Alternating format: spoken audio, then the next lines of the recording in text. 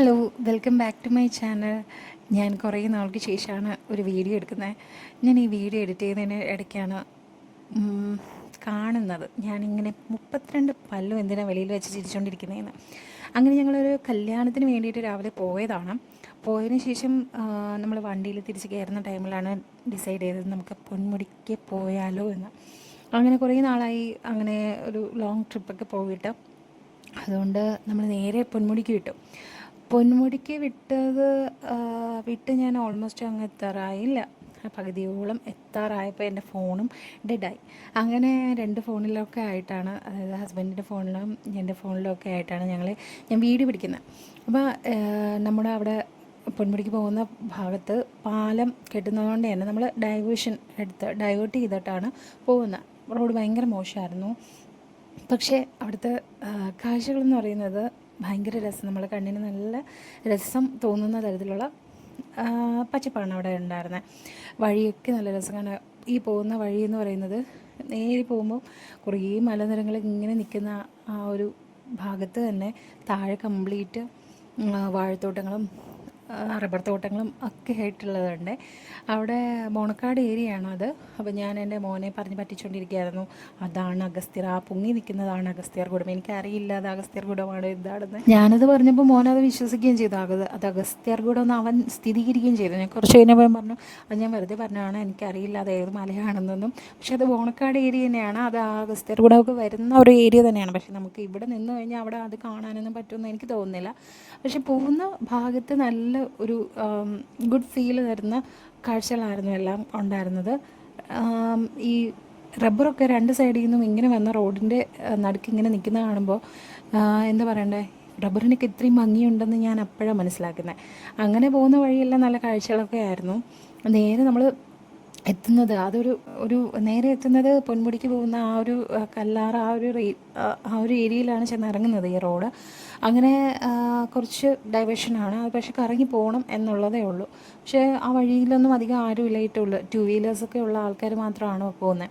അങ്ങനെ ഞങ്ങൾ ടിക്കറ്റ് എടുക്കുന്ന സ്റ്റേഷനിലെത്തി. ടിക്കറ്റ് എടുത്തു.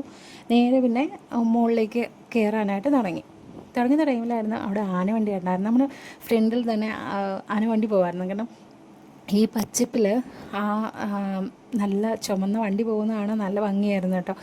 ഞങ്ങൾ കുറേ നേരം അതിൻ്റെ പുറകിൽ തന്നെയായിരുന്നു. ഈ ഞങ്ങളുടെ ഫ്രണ്ടിൽ പോകുന്ന കാറ് ഓവർടേക്ക് ചെയ്ത് പോയ സമയത്ത് നമ്മൾ ഈ ബസ്സിന് ബാക്കിലായിരുന്നു ഫുൾ ടൈം ഉണ്ടായിരുന്നത്. അപ്പോൾ ഇത് വിനോദ യാത്രയ്ക്ക് വന്ന ആൾക്കാരായിരുന്നു. അപ്പം അതിലുണ്ടായിരുന്നു അവരെല്ലാവരും ഭയങ്കര വൈബുള്ള ആൾക്കാരായിരുന്നു കേട്ടോ.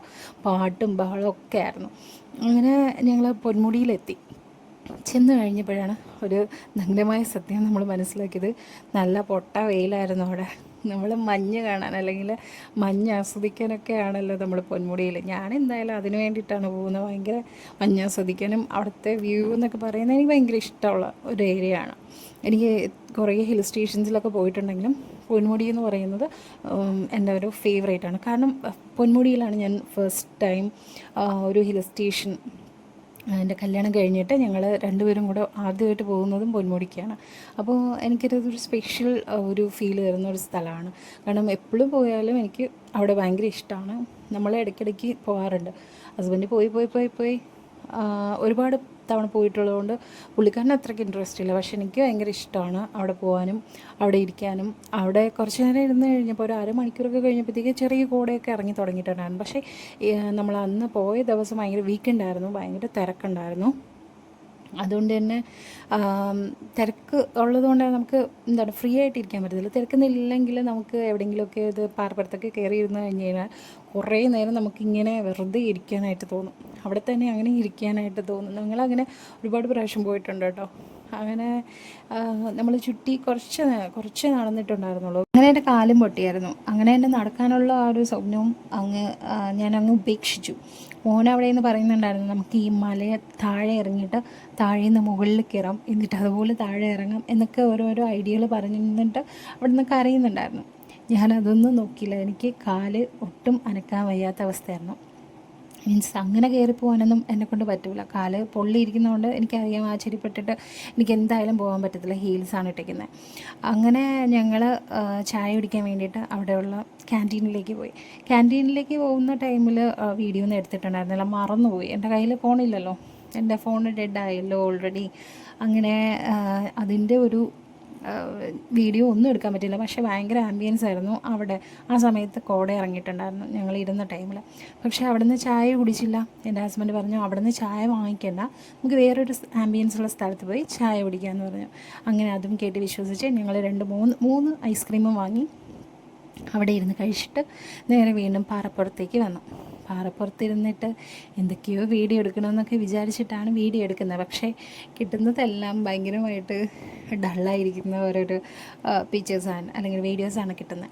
അങ്ങനെ മോനും അച്ഛനും കൂടെ ഫോട്ടോയ്ക്ക് പോസ് ചെയ്യുന്നത് കേട്ടോ ഇങ്ങനെ കിടന്നിട്ട്. അങ്ങനെ ഞങ്ങൾ 5:30 അവിടെ നിന്ന് ഇറങ്ങിയിട്ട് നേരെ പോകുന്നത് അതൊരു സർപ്രൈസാണ് കേട്ടോ.